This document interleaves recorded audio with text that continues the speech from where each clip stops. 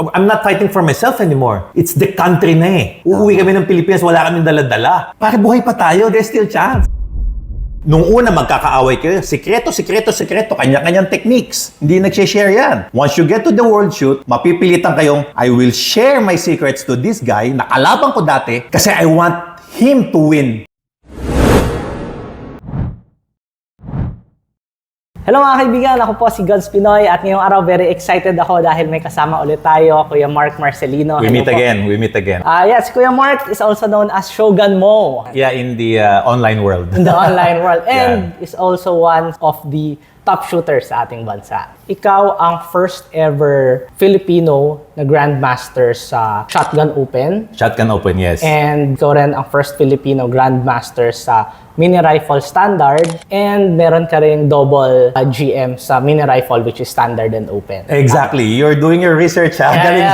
Tama yun, actually. Yeah, I was the first in all those three na minention mo. What does that mean sa iyo personally and what does that mean sa Philippine shooting community? Personally, sa akin, milestone siya sa akin. But kung pag-uusapan natin ng nation, kumbaga yung sa Philippines, it's like I'm opening the doors for others to follow. As we all know, sa pistol, na-open na yan ng mga those that are ahead of me. Madaming magagaling. Filipinos to, ha? So, etong nilalaro ko, hindi siya popular. So, I'm trying to open the doors for others to follow. Since nung nalaro ko yan, there was no one ahead of me.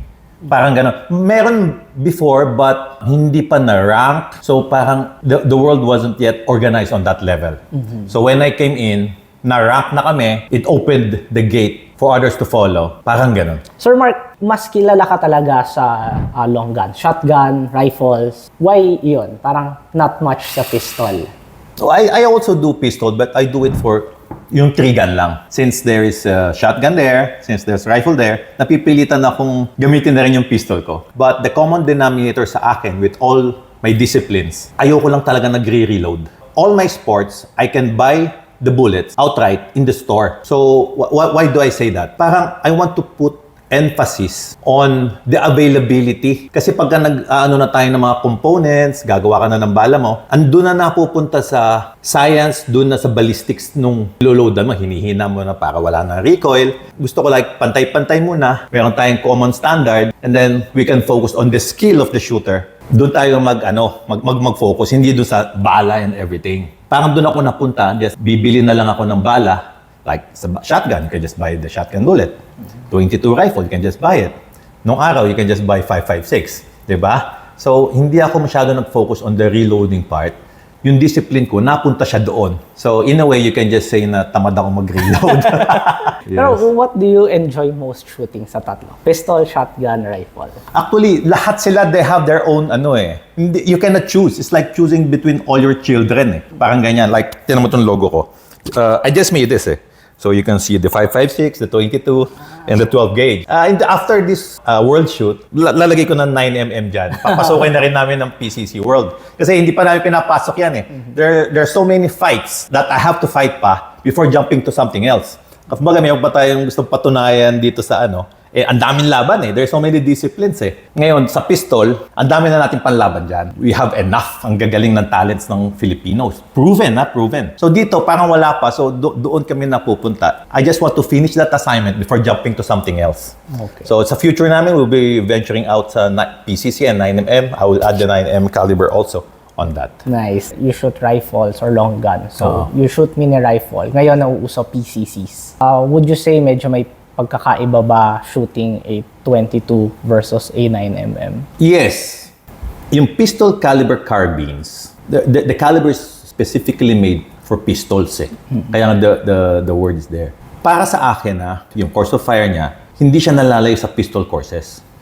So, para siyang pangmalapitan, what you call sa layman's term, mga CQB, mga ganon. Now, if you're gonna talk about rifles and the mini rifle, you will have two point of impact. Okay, what does that mean? Sa una kasi, like sa PCC, hindi nila halos pinag-uusapan ang second point of impact eh. Yung point of aim mo, everybody has one point of aim. Pistol, one point of aim. Pag nakita mo, doon mo tinutok, doon pupunta yung bala. Sa PCC, halos ganun din.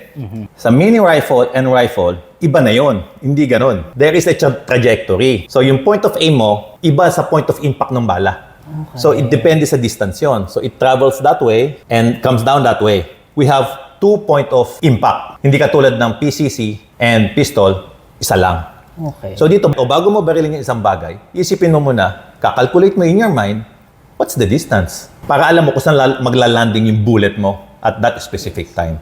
So you have to compute. While running, while doing all these things, kino-compute mo na yan, tataas ko ba to? Hold over ba ako? Hold under ba ako? Just to get that perfect shot. So everything is happening so fast, it adds to the computation of your brain kung, all these skills magsasama-sama eh. Ganon din na sa shotgun. Sa shotgun naman, kino-consider mo yung spread ng bullet. Hindi basta-basta barilin mo lang yan kasi may mga no-shoot yan. So yung mga spread ng bullet, that's when you use the choke. So there's always a science to everything. Basically, it's a very different game. It's a very different game. So basically, what you're saying is, ang 22 LR is medyo mas malapit i-shoot sa 5.56 versus sa 9mm. Yes. 5.56. Yes, I can say that. The way you dope your gun sa mini rifle is the same science that you dope with the rifle. Ngayon kasi kami, we're heading to the World Shoot. May PCC na din. So they added the distance of the maximum distance of PCC, 80. I think 80 or 90. Ganyan. Pero sa mini rifle, it's 120. Ah, okay. Imagine that, Sa high power rifle, it's 350. Okay. So mas malapit talaga ang mini rifle sa rifle discipline. In that sense, Over the years ng pag-shoot mo po, paano po nag-evolve yung training nyo? Training. Yes. Evolution of training ko, parang gano'n. Actually, I don't train. Yes, I don't train. I don't train. But I play. Okay. Level 1, level 2, level 3, locally.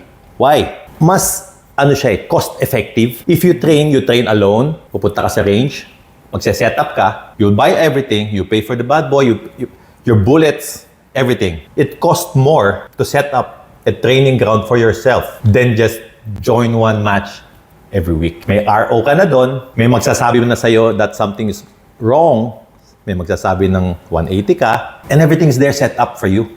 That's where I do almost all my experimentations on level 1. So you can see me, ba't ginanon? Ba't kinuha niya doon? Because sinubukan ko lang kunin on that side. Kasi I'm practicing on that side. Kasi level 1 naman yan eh. Nagawa ko na yun sa level 1, so I apply it on level 3. So that's, para sa akin, is makakatipid ka. Kasi the bullets is very expensive. So baka hindi masustain if you do practices. Sa akin if you do practices alone, mas maano na sa akin, just join the matches and then experiment on level 1 and apply it on level 2 and level 3. Okay. Assuming na alam mo na yung dope mo Okay. yung ballistics mo. That's, yun, I do that on my own. Na kukunin ko talaga yung trajectory ko, alam ko talaga where my bullet is landing. That you have to spend time. Dapat talaga may magtuturo nun kasi you will spend a lot if you don't know what you're doing. So basically, sa level 1, ang goal is really not to be competitive. top. No. Sa akin, no. Sa akin, well, that's my formula. So makikita mo, kengkoy siya doon, I'm doing this, I'm doing that.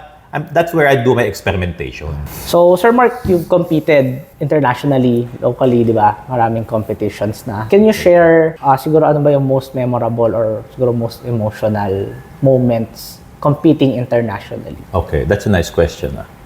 Nice personal question. Sige, kukwento ko na rin. When I started shooting competitively, hindi ko actually alam na I was good. In 2012, I was playing in Pangasinan. Few of the Filipinos there were shooting mini rifle. Kakalabas pa lang nung mini rifle noong 2012 as a sport. Now, bakit meron mini rifle? Kasi mga ibang bansa noon, binaban na nila yung 5.56 and rifle matches. So they came up with this 22 that looks like an AR. So, nung nakita ko, I don't know what it was. So ako, bumabaril ako ng 5.56, malakas, with air. Tapos bigla ko nakita, tapos tinatamaan nila yung mga targets. So I was like, what's that? Sabi sa akin ng mga players na noon that they had this gun. This is the new sport, mini rifle. Sabi ko, ang ganda. Like, andun yung mga kinabitan nila ng ano-ano. So tayong mga tactical guys nung araw na yun, ganda niya na.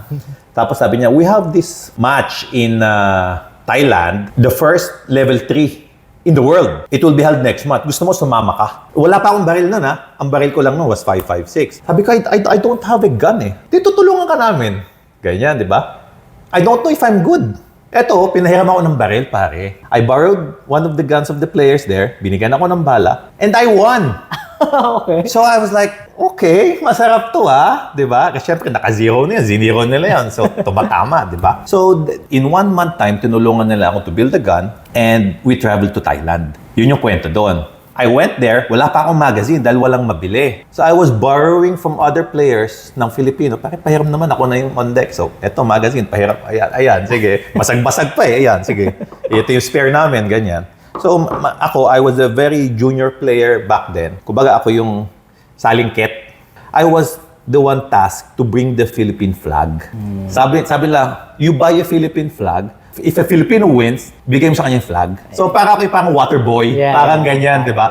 Ako naman, I'm really proud just to be part of the group. So, I went with them. Punta kami Thailand. Sunod-sunuran ako sa kanila. Like, kasi I had nothing, wala akong alam eh. And then, lumabas na yung results. I was the one who won. I really don't know what to do pa. Kasi ngayon lang ako umakyat sa stage eh. And that was the first ever mini rifle level 3 championship of the world. Yun ang unang-una. So I was like, ako yung parang flag bearer, di ba? I was like, so ilalabas ko na ba to? I was like, oh, so we won, parang Philippines won. So that's where, doon ako nalaman, the feeling was very addicting. Parang, I'm not fighting for myself anymore. Bansa ako na itong dala-dala ko, all of a sudden, I'm here. Pag-uwi ko ng Pilipinas, kinontinue ko yun. So the Thailanders, nakuha ng Filipino. After a few, sila naman ang pumunta rito trying to bring back the thing that they lost. So, nung araw, dumadayo sila dito to fight. Parang is Thailand versus the Philippines. Parang ganyan yung naging rivalry nun. Kasi nung araw, wala pang PCC. A mini rifle pa lang nun. It was very good rivalry. That's where I started my sports career in a way doon na in 2012. And then 2025, after a decade na, we will have the first mini rifle world shoot. Okay. Ngayon, next month. Ibang countries, ngayon pa lang di sila na-develop eh. So we are very proud na isa tayo sa nauna. And then now, we have this world shoot thing na all the nations are represented. Yeah. Sana, we still have it kasi medyo matanda tayo. Gray hair na ako ngayon, unlike before. Diba? Sana ando pa yung legs. Aalis ata kami, we are more than 100 na pupuntang Filipinos. Oh, wow. Ganon, madami. So we are very well represented this time. So iba't ibang division. How different is it ba shooting here sa atin versus shooting internationally? Okay, that's a nice question. Bibigyan na lang kita ng magandang story na naman. Para Sige, yung audience yan. natin, can relate. If you fight locally, magkakaaway kami. Let's say top 5, the Philippines. Everywhere we go, kami na lang nakikita kasi kami parang naglalaban na sa top. Okay. Diba? Top 3, minsan siya panalo, minsan ako, minsan siya panalo. So we have all this build-up animosity na hindi mo rin mapigilan na yung competitiveness mo bilang Pinoy, nagiging kaaway mo na. Dahil nagpapagalingan kayo to get to the top, nagiging kaaway mo na hindi lang doon sa competition eh. The Filipinos especially, hindi lang doon sa competition, which is dapat, it stops there. Tama. Ang nangyayari, pati sa social media, nag-aaway-away na eh. Pero, ang gusto kong i-inculcate sa kanila, once you get sa ibang bansa, you're fighting abroad, sa world shoot, etong mga kaaway mo dito, na 4, will become your teammates. Mag-shift gear ka ngayon. Kaaway ko to eh. Tapos ngayon kakampi ko. Mag-iiba kayo ng gun clubs, pero ngayon kakampi ko na. Now, it is designed that way para magtuturoan ngayon kayo. Nung una magkakaaway kayo, sikreto, kanya-kanyang techniques. Hindi nag-share yan. Once you get to the world shoot, mapipilitan kayong, I will share my secrets to this guy, nakalaban ko dati, kasi I want him to win. Ngayon ko siya kailangan, I need his talent now. Gets mo? So I'm really proud na magaling ka ngayon. Unlike before, I'm praying na sana matalo ka. Kasi ako yung gustong on top. Once you get to the world shoot level, baliktad na. Nagiging asset na siya sa'yo. Ikaw din, nagiging asset sa kanya. Kahit magkakalaban tayo, pagdating sa ibang bansa, nagiging isa na eh. Ang sarap nung feeling na fighting for one flag. Filipinos needs to learn that Kasi ang hirap din kasi tanggalin nung 5 years kayo magkaaway, tapos bigla ka bibigyan lang kayo ng few months na mag-bonding. Tagal mo kaaway yan eh. And then fighting for the same flag. Pagdating doon, para na kayo magkapatid naman. Diba? So, ang suggestion ko lang, huwag nang mag-away-away locally. Kasi in the end, magiging kakampi mo yan. You will be thankful na napakagaling niya. And he will be thankful na magaling ka din. Kayong dalawa, nag-angatan kayo just to reach the top. Isipin mo kung kayong dalawa, hindi rin kayo nagbangayan. Okay lang yan, talo na ako. Hindi rin niya gagalingan kasi hindi mo ginalingan. Since ginalingan mo, gagalingan ko, and then the nation wins. The Philippine wins. That's the small lesson I want to inculcate sa ating sport shooter. Kasi away na away. Pero magiging kakampi mo rin yan. Lahat ng sinabi mo, kakainin mo eh. Ano po, what does it mean to you to wear yung our country's colors sa international stage? The color of our flag. I'll give you another story na lang. Sige. Maganda yung may storytelling tayo, di ba? During the last world shoot ng shotgun, nag-malfunction na yung baril ko. My gun broke, nagja-jam ako, I cannot really perform. Dapat yung points kang pumapasok. So during the last day of the match, nag-compute na kami that we will not make it. Wala na, there's no hope in winning. The scores namin that should come in will not make it sa top 3. We will not make it. Nakikita ko nakaupo na lang.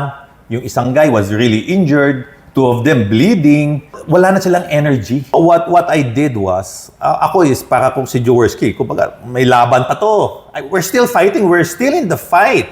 We need the miracle for this, di ba? We're still in the fight. So, the thing to rally them up, parang battle cry, nakita ko yung dala-dala kong flag na maliit. That's where lumabas yung parang logo ko na icon with the flag. Ginanyan ko, nilagay ko rito. And I sabi ko, pare, may laban pa tayo. And me, wearing my lapu-lapu style battle cry, I was like, pare, may laban pa tayo. Pare, this is the fight with me. So I was trying to cheer them up na the last hurrah, di ba? On our last stage of the last day. Nabuhayan sila eh. So when they saw the flag that I was really proud of it, na nakalagay na ganyan, still fighting ha, sila lalambot na eh, they're giving up na eh. Ako, I'm still in the fight, guys. Come on, eto, bandera to. So when you ask about proudly wearing the colors, nung nakita nila yung red, blue, and white, and that something, nabuhayan sila. Alam mo, we ended up third. Oh, wow. Imagine that, out of the blue. Paano kung hindi ko rinalo yun, and then we just gave up? My words alone cannot take them out of their low moral eh. But when they saw the flag na nilalagay ko pa sa baril yan, lalaban pa to. Di ba? May buhay pa tayo, pare. And then when I placed it here, trying to fight pa, nabuhayan sila. They did the same. Nagkaroon sila ng boost of energy eh. Di ba? Na, I'm not fighting for myself anymore. It's the country na eh. Uuwi kami ng Pilipinas, wala kaming dala-dala. Pare, buhay pa tayo, there's still chance. And then, God gave it to us. Nice story, no? That's a nice story. Yeah. Being one of the most accomplished shooters sa Pilipinas, meron po ba kayong parang nafe-feel nyo na meron kayong responsibility to inspire other shooters as well? Well, I hope so. Diba? Sa nakikita nila na ginagawa ko, I hope so. The responsibility na it's on my mind is I think I have to do it the right way. Mm-hmm. Kasi baka pag ginawa kong malito, the young generations, baka yun ang gayahin eh. Mm-hmm. So I try to be sportsman-like as possible, lalo na sa ibang bansa. We are the ambassadors na eh, of our nation. Mm-hmm. Kung paano ka nila tignan, that's the way they will see our entire country. Exactly. So I am representing all of us, parang ganon. So I try to handle myself properly and represent the Philippines properly. In that way, sana yung mga susunod na generations, they get inspired so we can grow dito sa sports na pinasukan ko. Kasi this is a very uncommon discipline. Mm-hmm. Unlike pistol, ang dami. Icon na tayo sa pistol. Here, they don't know us pa. So I hope I inspire young shooters kasi hindi na rin kami magtatagal dito. So, habang nandito kami, yung mga knowledge namin, I think we can still pass it on for them to continue what we started. Ano po yung mga advice na gusto nyo ibigay sa mga next generation of shooters, specifically sa shotgun and rifle shooters?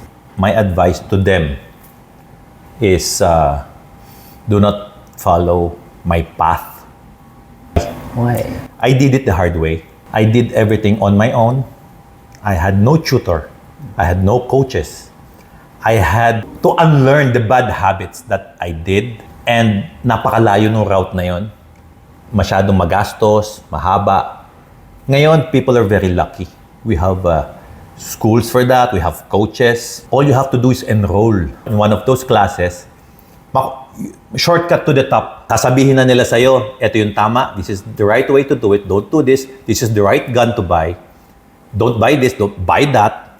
Para hindi ka na ma-frustrate going the long cut para lang makarating sa top. Ako, I did it that way. Kung meron lang nagturo sa akin before, baka madami pa ako na-accomplish ng mga disciplines pa eh. Kasi wala pa ako sa pistol eh. I was gonna go to pistol, but I have no more time. Diba? I wanted to do revolver then, like you. But I still have fights pa eh. So now, we have schools, academy, na you can enroll, diba? And learn your ballistics, learn your trajectory, diba? So, para sa akin, mag-enroll ka sa mga ganon, and they will help you out. Downrange Daddy is part of magaling ang Downrange Daddy. He teaches ballistics. Kumbaga, hindi na kayo dadaan sa pinagdaanan ko. Yeah. We understand each other. So, kahit ako, I am a grandmaster na ha, I ask questions pa eh. Siya naman kasi is coming from a military background. So, he can tell me the trajectory kung tama yung ginagawa ko. Pag lalaban kami sa ibang bansa, I consult pa. Kasi I don't want to make a mistake.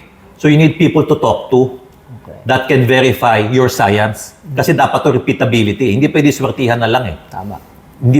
So, gumastos na rin lang tayo. Let's do it. Let's do this right. You can do it na shortcut. Yes. Kumbaga, training efficiently. Efficiently. Exactly.